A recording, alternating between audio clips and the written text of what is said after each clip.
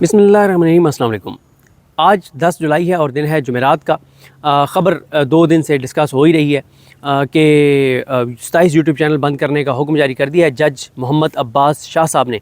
और वो YouTube channel किसी भी वक्त बंद हो जाएंगे, जिनमें से एक मेरा ये यूट्यूब चैनल है। इस पर तफसील से बात करनी है। मैंने 2 दिन इसलिए बात नहीं की कि एक तो कल इससे बड़ी खबर आ गई थी कि इमरान खान साहब के साथ जेल में जिस तरह का सलूक रखा जा रहा है, और फिर जो इमरान खान साहब ने तहरीक चलाने का की तारीख जो है वो दे दी है, पार्टी तक पहुंच गई है, तो वो ज़्यादा बड़ा इशू था। तो उस पर मैंने बात किया है। फिर आज कल हमारे दोस्त मुरीद अब्बास, जिनकी जो है वो बरसी थी, 6ठी बरसी थी, 6 साल मुकम्मल हो गए हैं उनके कत्ल को। बोल के वो एंकर थे, और उनका जो कातिल है वो आज भी जेल के अंदर अयाशी कर रहा है। और इसलिए मैंने कल ट्वीट भी किया था, और chief justice Sindh high court Junaid Gaffar साहब को रिक्वेस्ट की थी कि वो इस चीज़ का एक्शन लें कि जो इंसदाद दहशतगर्दी कराची की मुतलका अदालत है वो 6 साल में कातिल को क्यों सज़ा नहीं सुना सकी। तो अब ज़रा बात करते हैं कि ये मामला और माजरा क्या है। ये जो 27 यूट्यूब चैनल ब्लॉक हुए हैं, अब क्या होगा। एक तो ज़ाहिर है सब ने आपस में तय किया है कि सब अपना अपना बैकअप चैनल जो है वो बनाएंगे। और हमारी अंडरस्टैंडिंग ये है कि ये वो यूट्यूब चैनल ब्लॉक हुए हैं, उन यूट्यूब चैनल को ब्लॉक करने का, बंद करने का ऑर्डर आया है जो यूट्यूब चैनल क्रिएट ही पाकिस्तान से हुए हैं। तो सब ने ये तय किया कि पाकिस्तान से बाहर से क्रिएट करवाए जाए। तो मैंने भी पाकिस्तान से बाहर से यूट्यूब चैनल क्रिएट करवाया है, और उसका जो लिंक है वो डिस्क्रिप्शन में पिन कमेंट्स में मौजूद है।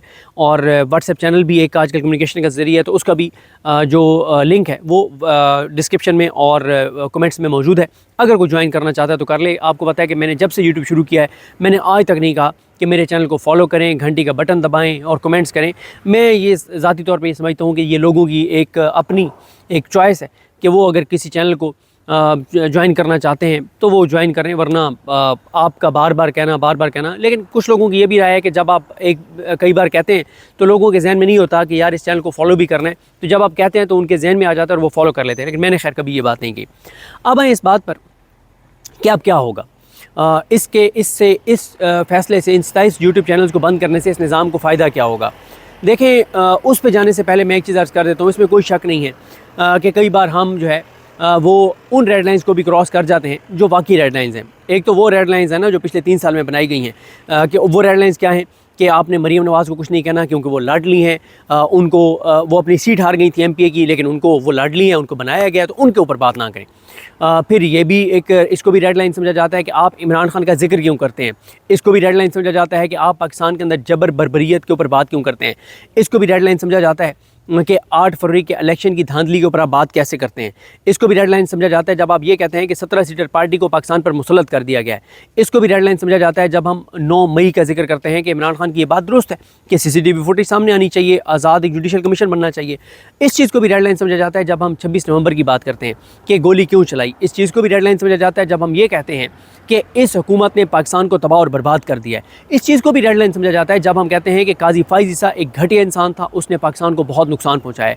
इस चीज़ को भी रेड लाइन समझा जाता है जब हम ये सवाल उठाते हैं कि जस्टिस याहिया खान को तीसरे नंबर से उठा के और कैसे चीफ जस्टिस पाकिस्तान लगा दिया गया, और उसके बाद वो किस तरह से उन्होंने जुडिशरी को कमज़ोर किया और वो क्या क्या कर रहे हैं। इस चीज़ को भी रेड लाइन समझा जाता है जब हम ये कहते हैं कि 15 नवंबर वाले जस्टिस सरफराज डोगर को ला के और यहाँ पे chief justice Islamabad high court लगा दिया गया ताकि इस्लामाबाद हाई कोर्ट के 5 आज़ाद जजेस, justice Mohsin Akhtar Kayani, justice Tariq Mahmood Jahangiri, justice Sardar Ejaz Raza Khan, justice Babar Sattar और जस्टिस समन रिफत इम्तियाज़ साहिबा को जो है वो साइलेंट किया जा सके। इस चीज़ को भी रेड लाइन समझा जाता है जब हम जिक्र करते हैं कि वो अजीम जजेस, वो 5 अजीम जजेस और ख़ास तौर पर उनमें से 4 जजेस जिन्होंने मिलिट्री कोर्ट्स का केस का फ़ैसला दिया था, और उनके नाम है जस्टिस एजाजुल एहसन साहब, जस्टिस आयशा मलिक साहिबा, जस्टिस मज़ाहिर अली अकबर नकवी साहब, और चौथे जज साहब का मुझे नाम अभी मेरे जहन में नहीं आ रहा। एजाजुल एहसन साहब, मज़ाहिर अली अकबर नकवी साहब, आयशा मलिक साहिबा, और चौथे जज साहब का नाम अभी मेरे जहन में आ जाएगा। जब हम उनका बार बार मुनीब अख्तर साहब, तो जब हम उन 4 अजीम जजेस का नाम लेते हैं जो तारीख़ में हमेशा ज़िंदा रहेंगे। आज एजाजुल एहसन साहब ओहदे पे नहीं है, आज मज़ाहिर अली अकबर नकवी साहब ओहदे पे नहीं है, लेकिन ओहदों पे बैठे हुओं से 1000 गुना ज़्यादा उनकी इज़्ज़त है। आज भी उनका एक माशरे में मकाम और मर्तबा है। आज भी एजाजुल एहसन साहब पूरे पाकिस्तान तो क्या पूरी दुनिया में जहाँ मर्जी चाहें जाएँ, पाकिस्तानी उनको झुक के मिलेंगे, दोनों हाथों से मिलेंगे, उनको अकीदत से मिलेंगे, एहतराम से मिलेंगे। लोग उनके लिए दुआएं करते हैं, उनके इज़्ज़त है, एहतराम है, मकाम है, मर्तबा है। और दूसरी तरफ घटिया शख्स काजी फाइज ईसा है जिसने खेल खेला, वो काजी फाइज ईसा जिसकी वजह से इन 2 जजेस को घर जाना पड़ा, जिन्होंने 2 जजेस ने रिज़ाइन कर दिया, एजाजुल हसन साहब और मिसाइल अकबर नकवी साहब। आज वो काजी फाइज ईसा कहाँ हैं? आज वो किसी ढाबे पे बैठ के चाय नहीं पी सकता, आज वो पूरी दुनिया में कहीं फिर नहीं सकता।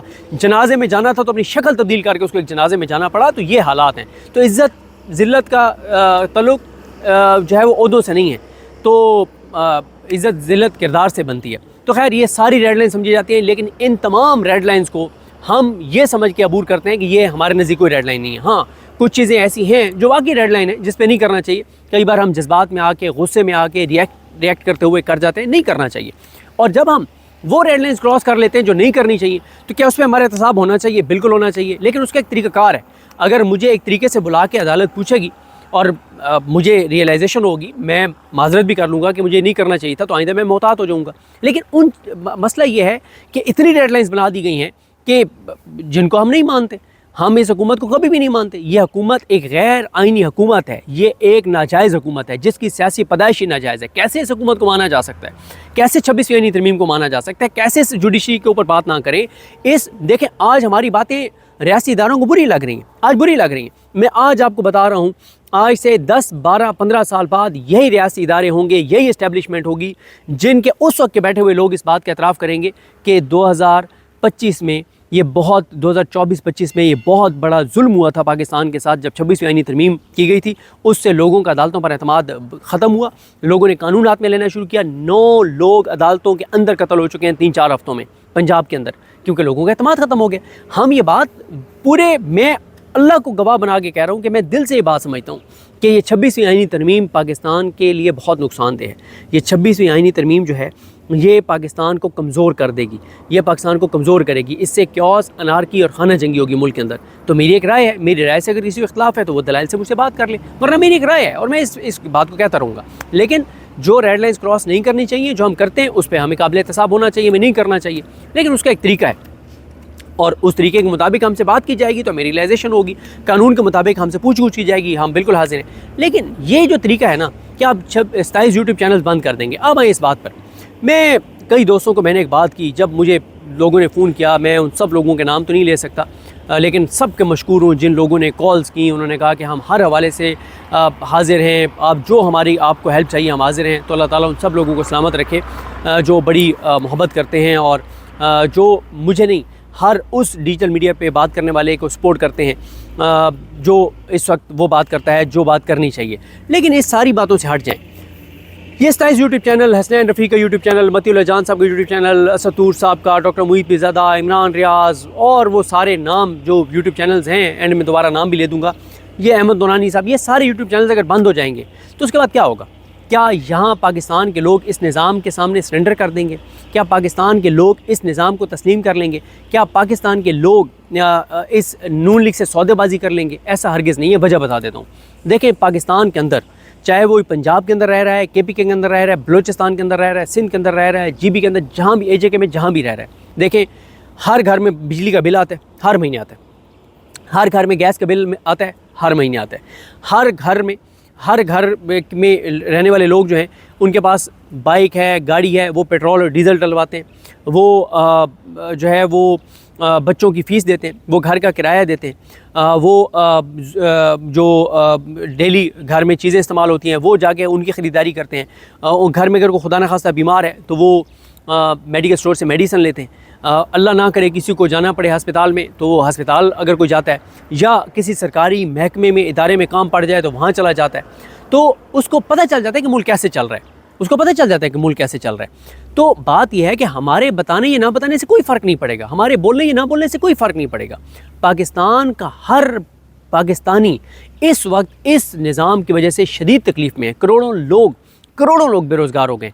इस वक्त पाकिस्तान में बेरोज़गारी तारीख की बुलंद तरीन सतह पर है, गुर्बत पाकिस्तान की बुलंद तरीन सतह पर है, अनसर्टेनिटी पाकिस्तान की बुलंद तरीन सतह पर है, लोगों का इदारों पर एतमाद की कमी बुलंद तरीन सतह पर है, लोगों का ब्रेन ड्रेन बुलंद तरीन सतह पर है।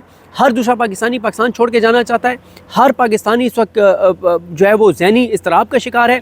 फिर आप आ जाएँ, किसान 2200 अरब के किसान को एक साल में नुकसान हो गया है। टेक्सटाइल इंडस्ट्री बंद हो गई है। कल मैं एक क्लिप अभी आते हुए रास्ते में सुन रहा था, चैम्बर ऑफ कॉमर्स के लाहौर के, नाम मुझे उनका भूल गया है, जो उन्होंने जिस तरह का उन्होंने गुफ्तगू की, कारोबारी लोग परेशान हैं। मैं और एक और हमारे सीनियर हैं वो मेरे साथ थे, हम कराची एयरपोर्ट पर बैठे थे तो हमें एक इंडस्ट्रियलिस्ट मिले। उन्होंने कहा कि लास्ट वीक मैंने अपनी मिल बंद किया, 2700 लोग बेरोज़गार हुए। और उन्होंने कहा कि जिस रात में मिल बंद करके और मैं सोया, अगले दिन सुबह उठा तो मेरी शुगर नॉर्मल थी, वरना रोज़ मेरी शुगर हाई होती थी, इतना मैं अजियत में था। अब वो 2700 ख़ानदान जो बेरोज़गार हुए वो कहाँ जाएंगे लोग? तनख्वाहदार तबका परेशान है, रियल एस्टेट कंस्ट्रक्शन रुक गई है, कोई शोबा नहीं चल रहा, क्लाइमेट चेंज से जो हालात बन गए हैं उसके ऊपर कोई फोकस नहीं है, हेल्थ कार्ड बंद कर दिया गया है पंजाब में, लोगों के ऊपर बहुत लोगों के बुरे हालात हैं। तो अगर मैं यूट्यूब पे बात नहीं करूँगा, अच्छा मुझे कितने लोग एवरेज अब सुनते हैं? पहले इन्होंने क्या किया, मुझे और हमारे 25-30 लोगों को जो है वो टीवी चैनलों से निकलवाया, बोल टीवी पे कब्ज़ा कर लिया, बोल टीवी शोएब शेख साहब से ज़बरदस्ती ले लिया गया, फिर हमारे जो है वो नाम ECL पे डाल दिए गए, स्टॉप लिस्ट में डाल दिए गए, फिर हमारे बैंक अकाउंट, फिर हमारे चैनल्स के ऊपर फायरवॉल लगा दी गई, फिर हमारे बैंक अकाउंट जो है वो बंद कर दिए गए। अब कह दिया गया कि हमारे यूट्यूब भी ब्लॉक कर दिए जाए। ठीक है, मुझे कितने लोग एवरेज सुनते हैं फायरवॉल के बाद? फायरवॉल के बाद मुझे एवरेज सुनते हैं 50,000 लोग फायरवॉल के बाद। अब 50,000 लोग मुझे सुनते हैं, लेकिन पाकिस्तान के अंदर 25 करोड़ लोग हैं। भाई आपको इस बात का पता होना चाहिए कि इस हुकूमत के करतूत और कारनामों की वजह से पाकिस्तान के लोग इस निज़ाम से और इस हुकूमत से नफ़रत करते हैं। देखें, जो मर्ज़ी हमारे इदारे कर लें, जितना मर्ज़ी, देखें ये जो नून लीग है ना और पीपल्स पार्टी है, ये डेड बॉडीज़ हैं। जैसे अगर खुदा न खास्ता कोई क्रिटिकल हो जाए और उसको ICU में शिफ्ट कर दिया जाए, तो कई बार ऐसे होता है कि ब्रेन डेथ हो जाती है और लेकिन कार्डिक एक्टिविटी चलती रहती है, दिल जो है वो धड़कता रहता है। क्यों? क्योंकि मसनूई सांस उसको दिया जा रहा होता है। तो जो अटेंडेंट्स, जो डॉक्टर्स होते हैं, वो अटेंडेंट्स जो होते हैं उन पेशेंट के साथ उसको समझाते हैं कि इसकी ब्रेन डेथ हो चुकी है, लेकिन और इसने अब ज़िंदा नहीं होना क्योंकि ब्रेन डेथ हो चुकी है। ब्रेन डेथ के बाद ज़िंदगी दोबारा नहीं मिल सकती। ये जो दिल धड़क रहा है, ये इसलिए धड़क रहा है कि हमने इसको पंप कर रहे हैं, इसके दिल को हम मसनूई सांस दे रहे हैं। तो आप मान जाएं अब ये नहीं हो सकता, तो आप मेहरबानी करें, इजाज़त दे दें, हम वेंटिलेटर उतार लेते हैं, तो कुछ देर में दिल की धड़कन रुक जाएगी। तो लायकीन नहीं मानते, उनको एक होप होती है कि नहीं यार ये चल जाएगा, नहीं यार ये चल जाएगा, ये नहीं यार ये किसी तरह से इसके दोबारा ज़िंदगी मिल जाएगी, कोई मौजज़ा हो जाएगा, कोई दुआ लग जाएगी। डॉक्टर समझाते रहते हैं, एक वक्त आता है कि डॉक्टर भी समझाना छोड़ देते हैं और फिर वो जो अटेंडेंट्स होते हैं वो भी थक जाते हैं। फिर वो डॉक्टर साहब के पास जाते हैं कि डॉक्टर साहब आप वेंटिलेटर उतार दें, हम थोड़ी देर देख लेते हैं। वेंटिलेटर उतरता है, कुछ ही देर में दिल की धड़कन रुक जाती है। तो ये जो नून लीग और पीपल्स पार्टी हैं, इन पॉलिटिकल पार्टीज़ की ब्रेन डेथ हो चुकी है, इनकी ज़िंदगी दोबारा नहीं आ सकती, सियासी ज़िंदगी। इस्टेब्लिशमेंट जब तक वेंटिलेटर पे इनको रख के इनको पंप करती रहेगी, इनकी दिल की धड़कन दिखाकर और कहती रहेगी कि ये ज़िंदा है, ये ज़िंदा है, ये ज़िंदा हो जाएगा, तो ये ज़िंदा नहीं होगा। मैं एक और मिसाल है, वो अब मैं सुनाना ही नहीं चाहता। हमारे बड़े ज़बरदस्त हैं सलीम शहजाद साहब, पिपला से हैं, तो उन्होंने एक ट्रेन वाला वो सुनाया, एक सीन वाला। तो वो क्योंकि फैमिलीज़ वीडियोस देख रही होती हैं, कुछ लोग फैमिली में देख के, तो वो थोड़ा सा लतीफ़ा इस तरह के, तो वो तो मैं नहीं सुना रहा। तो अगर हमारी इस्टेब्लिशमेंट ये समझती है कि शरीफ ख़ानदान और पीपल्स पार्टी इनके ज़रिए वो कुछ डिलीवर कर लेंगे, तो ये किसी सूरत नहीं होगा। क्यों? इस हुकूमत का कोई फोकस नहीं है पाकिस्तान के ऊपर, इस हुकूमत का कोई फोकस नहीं है पाकिस्तान के असल इश्यूज़ के ऊपर। आप देखें, मैंने पिछले एक हफ़्ता पहले 25 इश्यूज़ बताए थे कि 25 इश्यूज़ मैंने बताए थे कि पाकिस्तान एक हफ़्ते में 25 ख़बरें क्या आईं। अब दहशतगर्दी के हालात देख लें, बलोचिस्तान के अंदर जो सूरत हाल है वो वाकई मैं नहीं बता सकता, क्योंकि कहा जाएगा मैं रेड लाइन क्रॉस कर रहा हूँ। भाई बात यह है कि KPK में दहशतगर्दी के हालात देख लें, बलोचिस्तान में देख लें, ये वफाक का सब्जेक्ट है। लेकिन आप क्या कर रहे हैं? आप हर चीज़ अपनी ज़ात और मफाद के लिए कर रहे हैं। आपने अभी जो ट्रंप को नोबेल प्राइज़ के लिए नामज़द किया, क्या वो पाकिस्तान के लिए किया है? क्या वो मुसलमानों के लिए किया है? क्या वो इस्लाम के लिए किया है? 25 करोड़ लोगों की फलाह के लिए किया? नहीं, आप अपनी ज़ात और मफाद के लिए किया है, ताकि आपका इक़्तिदार चलता रहे, करप्शन और लूट मार चलती रहे। वरना मुसलमानों का वो कातिल दरिंदा, उसको आप जो है वो नोबेल प्राइज़ के लिए नामज़द कर रहे हैं, जिसने हमारे बॉर्डर लगता है हमारे ईरान के साथ, ईरान के मज़लूमों को, बेगुनाहों को उसने शहीद किया है, हमला किया है, गज़ा में जुल्म करवा रहा है अमेरिका, और उसको आप नोबेल प्राइज़ के लिए नामज़द कर रहे हैं। तो किस्सा मुख्तसर जनाब ये है, हम यूट्यूब पे हों या ना हों, पाकिस्तान के लोग इस हुकूमत और इस निज़ाम से नफ़रत करते हैं। और वजह यह है कि मैं आपको 7 चीज़ें बता चुका हूँ आज, जिनसे हर पाकिस्तानी हर महीने गुजरता है। लोगों के भरम टूट गए हैं, मिडिल क्लास ख़त्म हो गई है, अमीर से अमीर तर हो गया, गरीब से गरीब तर हो गया, लोग ख़ुदकुशियाँ कर रहे हैं, लोग बहुत बुरे हालात हैं, किसान बर्बाद हो गया है, किसान की कमर टूट गई है, बहुत बुरे हालात हैं पाकिस्तान के। तो इन हालात में सदीक जान बात करे ना करे, इमरान रियाज बात करे ना करे, कोई और बात करे ना करे, लोग इस हुकूमत से, इस निज़ाम से नफ़रत करते हैं। इस बात की रियलाइजेशन होनी चाहिए। और ये निज़ाम डिलीवर भी नहीं कर सकता। क्यों? ये कहते हैं कि हम जिनके ज़रिए आए हैं हम उनको खुश रखेंगे, हम आवाम का क्यों सोचें? ना आवाम ने हमें वोट दिए, ना आइंदा हमने आवाम के वोट के ज़रिए आने। तो लिहाजा हमारी आवाज़ें बंद करने से माशरे में क्या होगा? अभी तो लोगों के कैथारसिस हो जाते हैं, हमें सुनते हैं, फ़ोन करके मैसेज करके कहते हैं कि आप वो बात कर रहे हैं जो हम बोलना चाहते हैं, हम नहीं बोल सकते, आप बोल रहे हैं। लोगों का कैथारसिस हो जाता है, तो आप घुटन बढ़ा देंगे माशरे में। लेकिन इससे ना तो जस्टिस याहिया खान अफरीदी को कोई तस्लीम कर लेगा, ना कोई जस्टिस अमीनुद्दीन खान, जस्टिस मोहम्मद अली मज़हर, हसन अज़हर रिजवी, मुसरत हिलाली, शाहिद बिलाल हसन, जमाल खान मंदुखेल, नईम अख्तर अफ़गान, ये अली बाकर नजफ़ी, हाशिम काकड़, सलाउद्दीन पंवर, आमिर फ़ारूक, ना तो इनको कोई तस्लीम कर लेगा, ना इधर कोई आलिया नीलम को तस्लीम कर लेगा, ना कोई और जो आप अपॉइंटमेंट्स कर रहे हैं इनको कोई तस्लीम कर लेगा। तो इससे नहीं होने वाला। लोग बरह रास्त हर चीज़ से मुतासर हो रहे हैं, हम बताएं या ना बताएं, हम कहें या ना कहें। लिहाजा हाँ, जो बातें हम रेड लाइन, बाकी जो रेड लाइन्स हैं जिनको हम क्रॉस करते हैं नहीं करनी चाहिए, कर जाते हैं, गलत है। लेकिन बाकी जिनसे हम अपनी कन्विक्शन से करते हैं कि ये चीज़ें गलत हैं, वो चीज़ें हम कहते हैं, कहते रहेंगे। और आखिर में जाते जाते मैं एक चीज़ आपको बताऊं, बहुत से लोग हमारे बारे में ये समझते हैं कि हम ना यूट्यूब पे पैसे कमाने के लिए ना इमरान खान को सपोर्ट करते हैं। बात यह है कि अगर हम इस निज़ाम के साथ मिल जाए ना, तो यकीन करें इतना पैसा हम बना सकते हैं, इतना पैसा बना सकते हैं। अभी टाउट्स को 1-1 करोड़ रुपया दिया गया, टाउट्स को प्लाट दिए गए, बहरिया में, DHA में टाउट्स को प्लाट दिए गए हैं, 1-1 करोड़ रुपया दिया गया है। एक टाउट तो ऐसा है जो PTV में भी नौकरी कर रहा है, जो एक डिजिटल मीडिया प्लेटफॉर्म जो एस्टेब्लिशमेंट का है उस पर भी नौकरी उसको दिलवाई हुई है, और एक प्राइवेट TV चैनल है उस पर भी एक टाउट को 3 जगह नौकरियाँ दिलवाई हुई हैं। यानी वो 25 से 30 लाख रुपया तो उधर से कमा रहा है। मैं ऐसे भी टाउट्स को जानता हूँ जिन्होंने एस्टेब्लिशमेंट के हक़ में व्लॉग करने के लिए, एक व्लॉग करने के लिए 2-2, 3-3 लाख रुपये लिए, जिन्होंने बहुत पैसा कमाया। बात यह है कि हम जब अपनी कन्विक्शन से कर रहे थे, चीज़ें कर रहे थे, जब हम ये समझते थे कि ये चीज़ें ठीक हो रही हैं, उनको कहते थे। बाकी हम किसी पॉलिटिकल पार्टी से, किसी एजेंसी से 1 रुपये के डायरेक्ट या इनडायरेक्ट के रवादार नहीं है। और अगर हमने किसी पॉलिटिकल पार्टी से बशमूल PTI 1 रुपये का भी कोई फ़ायदा लिया है तो ले आए ना सामने चीज़ें। PTI की क़यादत को रोज़ मैं रगड़ा देता हूँ, PTI के लोगों को रोज़ मैं रगड़ा देता हूँ। तो PTI की क़यादत से अगर 1 रुपया भी लिया होता इनसे तो बता देते ना कि ये फ़ायदा लिया है। KPK में PTI की हुकूमत है, कितने प्रोजेक्ट्स हम ले सकते हैं, बहुत पैसा होता है हुकूमतों के पास, बहुत सी चीज़ें मेरिट पे हम उनसे प्रोजेक्ट्स ले सकते हैं। लेकिन नहीं, बिल्कुल नहीं, ना लिए ना लेंगे। और इसी तरह से इमरान खान जब वज़ीर-ए-आज़म थे, इमरान खान तो चाय की प्याली नहीं भी पिलाता था, तो वो पैसे देगा ना। उस वक्त हमने को फ़ायदा लिया, ना अब लिया है, ना PTI की जमात से, ना इस्टेब्लिशमेंट से, ना ISI से, ना MI से, ना 1 रुपये के हम रवादार हैं, ना आइंदा होंगे। जो चीज़ पाकिस्तान के लिए समझते हैं ठीक है, उस पर बात करते रहेंगे जिस हद तक स्पेस है। मुझे अपनी दुआ में याद रखें। अलग हम सब का हामी नासरू। अल्लाह हाफ़िज़।